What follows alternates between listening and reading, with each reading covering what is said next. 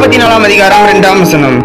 உன்னை உண்டாக்கினவரும் தாயின் கர்ப்பத்தில் உன்னை உருவாக்கினவரும் உனக்கு துணை செய்கிறவருமாகிய கர்த்தர் சொல்லுகிறதாவது, என் தாசனாகிய யாக்கோபே, நான் தெரிந்து கொண்ட யெஷூரனே, பயப்படாதே. Isaiah chapter 44 verse 2. This is what the Lord says, He who made you, who formed you in the womb, and who will help you. Do not be afraid, Jacob, my servant, Jeshurun, whom I have chosen. Amen.